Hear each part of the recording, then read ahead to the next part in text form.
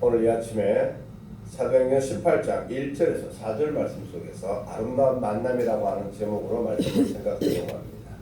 우리가 읽은 것처럼 바울과 아굴라와 브리스길라라고 하는 사람이 나옵니다. 이 바울과 이 부부의 만남이 너무나도 아름답고 하나님 나라의 큰 사역을 하는데 두 사람이 서로 동역자가 된 이러한 사건인 것입니다. 우리는 이 만남을 통하여서 이 두 사람의 만남을 통하여서 하나님의 뜻을, 하나님의 섭리를 생각하고 우리도 하나님 안에서 서로의 만남이 그냥 이루어진 것이 아니라 하나님께서 이미 예정하신 아름다운 만남의 연속선상에 있음을 깨달으시고 정말 우리에게 주어진 사명을 잘 감당하실 수 있는 우리 모두가 되시기를 예수님의 이름으로 부탁드리겠습니다. 세계적으로 유명한 지휘자 레너드 번스타인이 지휘를 마쳤습니다. 음악회를 마치고 내려가려고 하는데 한 팬이 찾아와서 물어보았습니다. 지휘자님, 어떤 악기가 가장 연주하기에 좋은 악기입니까? 라고 물어봤다고 합니다. 이 지휘자는 순간적으로 당황했습니다. 모든 사람들이 생각하기를 제일 앞에 서 있는 악장, 퍼스트 바이올린을 켜는 그 악장이 가장 잘하는 사람으로 알고 있는 것입니다. 그런데 그와 같은 질문을 받고 그가 생각을 하더니 대답을 합니다. 오케스트라에서 가장 중요한 역할을 하는 것은 제2 바이올린, 제2 첼로, 제2 콘트라베이스, 제2의 모든 악기를 다루는 사람들이 가장 소중하다라고 이야기를 했다고 합니다. 우리가 이 말씀에서 생각할 수 있는 것은 누구나 잘하는 것처럼 누구나 생각하는 것이 가장 앞에 있는 사람이 가장 잘하고 가장 어떤 것으로 알고 있지만은 그러나 하나님께서 생각하시는 것은 가장 앞에 선 사람도 중요하지만은 가장 뒤에서 모든 것을 받쳐주는 사람이 중요하다는 것을 말씀해주고 있는 것입니다. 오케스트라의 합에서 포스트가 가장 중요합니다. 그렇지만은 이 세컨드의 합이 없으면은 웅장한 연주가 될 수가 없어요. 마찬가지로 여러분들이 잘 아는 것처럼 드라마나 영화를 볼 때에 주인공이 있습니다. 그 주인공을 우리가 바라보면서 그의 연기에 따라서 모든 사람들이 울기도 하고 웃기도 합니다. 그래서 연말 시상식 때에 대부분의 좋은 상은 주인공이 받습니다. 그런데 그 연기나 그 드라마나 영화가 성공하기 위해서는 그 주인공을 보좌하고 있는 엑스트라나 아니면 조연이 더 중요하다는 것입니다. 모든 드라마나 모든 영화는 조연이 없으면은 흥미를 느낄 수가 없는 것입니다. 그만큼 조연이 중요합니다. 그러나 사람들은 선두가 되기를 원하는 것입니다. 조연이 되는 것은 싫어합니다. 그렇지만 우리 하나님께서는 주연도 중요하지만 조연도 너무나도 소중하다는 것을 우리에게 말씀해주고 있는 것입니다. 오늘 이 말씀 사도행전 18장 이 말씀이 바울의 주연입니다. 그런데 이 바울이 하나님의 복음을 증거하다가 낙심을 해요. 쫓겨다닙니다. 말씀에서처럼 글라우디오라는 로마의 황제가 유대인들을 다 쫓아냅니다. 로마에서 지위를 가지고 재산을 가지고 있던 유대인들이 하나도 가진 것 없이 맨몸으로 쫓겨납니다. 그 쫓겨남 속에서 실망과 좌절을 하고 있었는데 바울과 아굴라가 만남을 갖게 됩니다. 고린도에서. 이들의 만남은 우연한 만남이 아니에요. 이미 하나님께서 예정하시고 하나님께서 인도하신 대로 흘러가면서 만난 사건인 것입니다. 바울이 복음을 증거하는데 가장 핵심적으로 받침을 해줬던 사람이, 기도와 또 여러 가지로 동역한 사람이 바로 오늘 함께 나온 아굴라와 브리스길라의 부부입니다. 우리는 항상 하나님의 복음을 증거하는 데 있어서 내가 주가 되는 것이 아니라 하나님을 전하면서 모든 사람들과 함께 협력하여서 복음을 증거할 수 있어야 됩니다. 그 증거 속에서 하나님의 은혜가, 하나님의 역사가 일어날 수 있는 것입니다. 앞서 이야기 들었던 것처럼 모든 드라마나 영화의 주연도 중요하지만은 조연이 굉장히 중요한 것처럼, 안도현이라고 하는 시인이 모든 꽃들 중에서 자신은 안개꽃과 같은 인생을 살고 싶다라고 이야기했다고 합니다. 여러분, 꽃 중에 꽃이라고 하는 백합이 있습니다. 이 백합이 보기에도 아름답습니다. 그러나 그 백합이 더 아름답게 웅장하게 보이기 위해서는 그 꽃을 뒷받침하고 있는 안개꽃이 함께 받쳐주면은 그 어느 것보다도 아름답고 예쁘게 볼 수가 있는 것입니다. 안개꽃은 많은 사람들이 안개꽃이다라고 인지는 합니다. 그러나 백합과 안개꽃을 놓으면은 사람들의 손이 가는 것은 백합입니다. 그렇지만 이 안개꽃은 조금 더 불평하지 않고 백합과 또 모든 장미와 모든 꽃들 뒤에서 받쳐주는 역할을 합니다. 안개꽃이 받쳐줄 때에 그 꽃은 너무나도 아름답게 빛을 내게 되는 것입니다. 그러므로 우리의 삶도 하나님을 증거하면서 예수 그리스도를 드러내면서 우리는 예수 그리스도의 안개꽃과 같은 사람이 되어야 됩니다. 아멘. 내가 드러나는 것이 아니라 예수님을 드러내야 됩니다. 아멘. 오직 주님만을 드러내면서 나는 그 주님의 뒷받침이 되는 것밖에 할 수가 없어요. 오늘 본문 2절에 안개꽃과 같이 산 인생을 산 주인공이 나옵니다. 그 사람들이 바로 브리스길라와 아굴라 부부입니다. 2절 말씀 보니까는 아굴라라 하는 본도에서 난 유대인 한 사람을 만나니 글라우디오가 모든 유대인을 명하여 로마에서 떠나라 한 거로 그가 그 아내 브리스길라와 함께 이달리아로부터 새로 온지라 바울이 그에게 갔다라고 기록합니다. 그들은 아무것도 가진 것 없이 쫓겨나서 고린도로 이동을 합니다. 이 브리스길라와 아굴라 부부는 상처가 많은 부부입니다. 서아시아 본도에서 출생한 유대인의 부부입니다.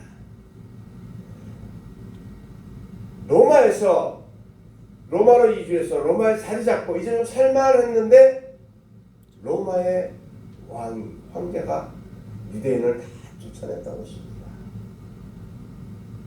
하루아침에 모든 것을 다 잃어버리고 빈털터리가 되어서 정처 없이 떠난 것이 고린도입니다. 그 고린도에서 바울을 만나게 됩니다. 근데 여러분, 이 바울도 풍족한 삶을 사는 사람이 아니었습니다. 바울이 복음을 증거하기 위해서 여러 도시를 다니는데 가는 곳곳마다 박해를 받습니다. 조롱을 받습니다. 바울이 복음을 증거하면 많은 사람들이 경멸하거나 멸시를 합니다. 이에 바울이 그 모습을 바라보면서 낙심하고 좌절을 하고 실망을 합니다. 용기를 잃었어요. 복음을 증거할 용기를 잃었습니다. 그때에 고린도로 온 브리스길라와 아굴라 부부를 만나게 되었던 것입니다. 이 부부는 바울의 사역을 뒤에서 묵묵히 도왔습니다. 사도 바울의 아덴 전도는 그리 결과가 좋지 않았습니다. 복음을 철학적으로 전하니까 많은 사람들이 반응을 하지 않았습니다. 아덴에 있는 대부분의 사람들은 바울을 비웃으면서 조롱하고 거부했습니다. 심지어는 그를 하나님의 복음 증거자로 본 것이 아니라 그저 말 많은 말쟁이로 표현을 하였습니다. 사도가 되어서 목숨을 걸고 복음을 증거하였는데 돌아오는 것은 안 좋은 소리만 들려옵니다. 바울의 아들에서 마음의 상처를 받고 고린도로 들어갑니다. 그 가운데 같은 상처를 받은 이 부부를 만나게 되었던 것입니다. 막상 바울이 고린도에 들어섰지만은 그 고린도는 한마디로 세속화된 도시입니다. 여러분, 우리나라도 60, 70년도부터 경제가 성장하기 시작했는데 그때에 가장 경제가 성장한 것이 항구 도시입니다. 부산, 목포, 군산 이렇게 항구 도시는 각종 배가 드나드는 곳입니다. 그러면서 많은 사람들이, 많은 물질들이 그곳에 뿌려집니다. 그래서 항구 도시가 가장 먼저 번성하기 시작했던 것입니다. 좋게 번성하면 좋은데 사람이 많고 물질이 있다 보니까 그곳에 여러 가지 안 좋은 일도 일어나게 되는 것입니다. 고린도도 그와 같은 상황이었습니다. 그 속에서 바울은 브리스길라와 아굴라를 만났던 것입니다. 아덴에서의 전도가 힘이 들었던 바울이 브리스길라와 아굴라를 만남으로 말미암아 그들을 동역자로 생각하고 그들과 함께 하나님의 복음을 증거했던 것입니다. 바울의 영적인 상태가 최악에 도달했을 때에 하나님께서 그에게 나타나셔서 말씀하셨습니다. 오늘 본문 읽지는 않았지만 18장 8절에서 9절 말씀 보면은 밤에 주께서 환상 가운데 바울에게 말씀하시되 두려워하지 말며 침묵하지 말고 말하라고 이야기했습니다. 하나님께서 복음을 증거하기를 주저하는 바울에게 나타나셔서 하나님의 복음을 증거하는데 주저하지 말고 담대하게 외치라고 이야기했던 것입니다. 그러면서 그에게 브리스길라와 아굴라라고 하는 사람을 붙여주었던 것입니다. 바울은 이 두 사람을 만남으로 말미암아 천군만마를 얻은 것 같은 심정이었습니다. 그래서 그는 열심히 복음을 증거합니다. 복음을 들고 가는 곳곳마다 불모지었지만은 그러나 그 뒤에서 안개꽃과 같은 역할을 감당하는 브리스길라와 아굴라가 있었기 때문에 바울은 좌절하지 않았습니다. 희망을 갖고 하나님의 말씀을 증거하였습니다. 강하고 담대하게 외칠 수가 있었던 것입니다. 그리할 때에 바울의 전도 여행은 큰 역사를 이룰 수가 있었던 것입니다. 바울은 복음을 증거하면서 실망하고 좌절하면서 탈진 상태에 놓여 있었습니다. 탈진을 영어로 이야기하여 번아웃이라고 합니다. 이 번아웃이라고 하는 것을 풀이해 보면은 다 타서 없어진 상태를 이야기합니다.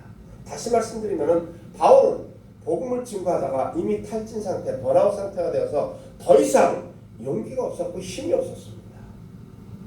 그냥 좌절하고 모든 것을 놓고 싶은 그러한 심정이었습니다.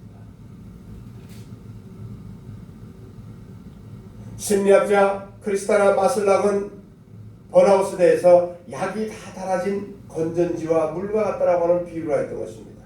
이처럼 아무것도 도저히 힘을 가질 수가 없는, 얻을 수가 없는 상태에 바울이 놓이게 되었던 것입니다. 탈진은 몸의 기력이 빠지고 마음이 극도로 쇠약해지고 영혼이 극도로 침체된 상태를 이야기해주고 있는 것입니다. 그와 같은 자리에서 바울은 아름다운 브리스길라와 아굴라 부부를 만나게 되는 것입니다.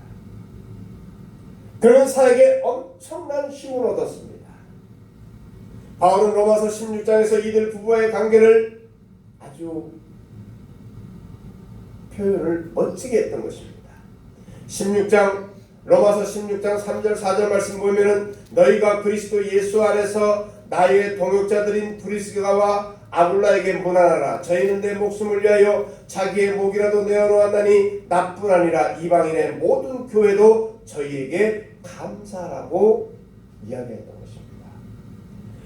브리스길라와 아굴라의 부부는 바울을 위해서, 하나님의 복음을 위해서 그들의 목숨까지도 아끼지 아니하고 내어놓았던 그러한 사람들인 것입니다. 그만큼 바울은 그 부부를 바라보면서 힘을 얻었습니다. 바울은 브리스길라와 아굴라 부부를 단순한 사람으로 생각한 것이 아니라 자신의 동역자로 생각했습니다. 동역자라고 하는 말을 우리가 깊이 새겨야 됩니다. 우리는 어떤 이권적인 사업을 같이 하는 사람을 동업자라고 합니다. 동업자입니다. 그리고 정치적인 목적을 달성하기 위해서 일하는 사람을 동지라고 합니다. 그래서 우리나라가 독립운동을 할 때에 서로 동지라고 부르고 있었던 것입니다. 그들은 나라를 찾기 위해서, 나라를 위해서 목숨을 걸고 모인 사람들이었기 때문에 서로 동지라고 불렀던 것입니다. 그렇지만 순고한 목적을 위해서 함께 희생적으로 일하는 사람들을 동력자라고 하는 것입니다. 그러므로 여기 계신 모든 분들은 하나님의 동력자임을 우리가 깨달아야 됩니다. 그냥 한 지체가 아닙니다. 우리는 하나님의 동역자입니다. 그렇기 때문에 하나님의 복음을 위해서 우리의 모든 것을 내어놓고 힘쓰고 했어야 되는 것입니다. 어떤 핍박 속에서도, 어떤 환난 속에서도, 어떤 역경 속에서도 복음을 위해서는 내가 손해를 보더라도 내가 감당하고 내가 해치고 나아가야 되는 것입니다. 이게 복음의 동역자인 것입니다. 동역자는 영어로 헬퍼라고 합니다. 헬퍼. 이것은 주로 하나님의 일을 함께하는 사람들을 일컫는 말인 것입니다.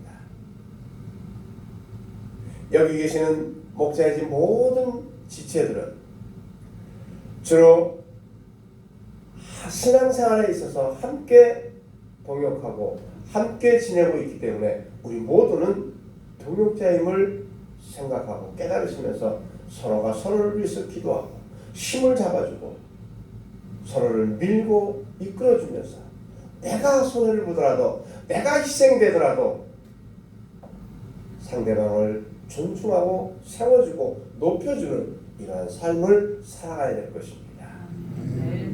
하나님이 사용하신 인물은 함께 일할 줄 아는 사람들입니다. 위대한 일은 결코 혼자 할 수가 없습니다. 그래서 하나님은 함께 일할 줄 아는 사람을 선택하셨습니다.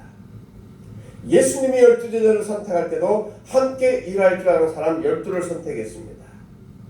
전도하러 보낼 때도 혼자 보낸 것이 아니라 둘씩 짝지어 보냈습니다. 왜냐하면 서로 힘이 되는, 서로 동역자로서의 사명을 감당하기 위해서 짝을 지어서 보냈던 것입니다. 그렇지만 유일한 한 사람 가룟 유다는 그렇지 못했습니다. 자신의 이권만을 생각했기 때문에 예수님을 파는 그러한 자리에 들어가게 되었던 것입니다. 그러므로 우리는 항상 하나님의 일을 할 때는 동역자로서 함께 일한다는 생각을 가지고 함께 힘을 합해서 주님의 일을 감당할 수 있어야 될 것입니다. 바울은 신앙생활의 원리를 서로서로의 원리로 소개하고 있습니다. 서로 힘을 합치고 손을 잡고 함께 나가기를 원하고 있는 것입니다. 여러분, 동역자의 최고의 가치가 무엇입니까? 로마서 16장 4절 말씀 보면은 저희는 내 목숨을 위하여 자기의 목이라도 내어놓았나니 나뿐 아니라 이방인의 모든 교회도 저희에게 감사한다라고 말씀하고 있었습니다. 이 말씀은 브리스길라와 아굴라 부부가 바울을 위해서 자신들의 목숨까지도 내어놓을 수 있다는 그러한 확고한 신념을 바울은 가졌던 것입니다. 그러므로 여러분, 우리도 주님의 복음을 증거하는 데 있어서 그냥 침체되고 주저앉는 것이 아니라 서로 힘을 합해서 서로 이끌어주고 서로 밀면서 힘을 주면서 용기를 주면서 그리스도의 복음을 증거할 수 있어야 될 것입니다. 입을 열고 하나님의 복음을 증거하면서 하나님의 전을 채워야 되는 것입니다. 이것이 우리가 할 일입니다. 그냥 가만히 시간마다 앉아서 예배드리는 것만 중요한 것이 아니라 복음을 들고 나가서 강하고 담대하게 외칠 수 있어야 됩니다. 예수 믿으라고 외칠 수 있어야 되는 것입니다. 여러분, 브리스길라와 아굴라의 부부가 바울의 안개꽃이 되었던 것처럼 저와 여러분 모두도 정말 우리에게 주어진 이 사명, 목자의 집에서 신앙생활을 하면서 목자의 집을 위해서, 목자의 집을 책임지고 있는 하나님을 위해서 우리도 안개꽃 같은 인생을 감당할 수 있어야 되는 것입니다. 이것이 우리에게 주어진 사명인 것입니다. 사랑하는 여러분, 브리스길라와 아굴라의 섬김은 바울뿐만 아니라 모든 사람들을 동일하게 섬겼습니다. 그러므로 내가 좋아하는 사람만 챙기고 섬기는 것이 아니라 모든 사람들을 동일하게 섬길 수 있어야 되는 것입니다. 그러므로 우리는 항상 하나님 은혜 가운데 거하면서 우리에게 주어진 사명이 무엇인가를 다시 한번 깨닫고 하나님의 동역자로서 주어진 일을 감당할 수 있어야 될 것입니다. 우리의 선한 일들을 기다리는 사람들이 많이 있습니다. 참으로 우리의 섬김을 기다리는 사람들 속에서 우리는 살아갑니다. 눈만 뜨고 밖에 나가면 우리가 섬겨야 할 사람들이 있습니다. 그분들에게 우리가 그리스도의 사랑으로 증거하면서 그들을 섬길 때에 하나님 앞으로 돌아오게 되는 것입니다. 그러므로 브리스길라와 아굴라는 정말 바울에게 큰 힘이 되어준 사람인 것입니다. 아름다운 만남의 진정한 가치는 함께 삶을 살기 위해서 동행하는 법을 배워야 되는 것입니다. 구약 성경에 하나님과 동행한 에녹이 나옵니다. 그는 성경에 나오는 인물 가운데 최초로 하나님과 동행했던 인물입니다. 그리고 그는 죽임을 보지 아니하고 하나님 앞에 들림을 얻고 동행했다라고 기록이 되어 있습니다. 동행한다는 것은 하나님의 뜻을 쫓아간다는 것입니다. 하나님과 같은 방향으로 걸어가는 것입니다. 그러므로 바울이 브리스길라와 아굴라 부부를 만남으로 말미암아 정말 행복한 동행을 할 수 있었던 것처럼 저와 여러분도 목자의 집에서 만났고 목자의 집을 통하여서 하나님의 복음을 증거하는데 우리가 앞장서야 되는 것입니다. 삼위일체 하나님은 절대 혼자 일하지 않습니다. 함께 일합니다. 하나님은 한 분이십니다. 그 하나님을 우리가 드러내기 위해서 지체된 우리가 하나님의 동역자로서 우리에게 주어진 사명을 감당하고 복음을 증거하기 위해서 서로서로의 아름다운 만남을 통하여서 함께 수고하고 애쓰면서 기도하고 주어진 일을 잘 감당하여서 온전히 하나님께 영광을 돌리고 모든 영광은 우리 주님께 돌리는 귀한 목자의 집 모든 지체들이 되시기를 예수님의 이름으로 축복합니다. 아멘. 기도하겠습니다.